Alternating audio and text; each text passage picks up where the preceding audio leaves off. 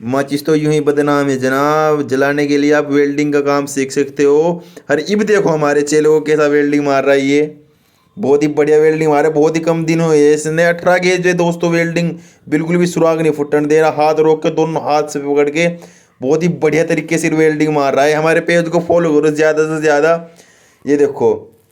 और काम बस बंदे को तो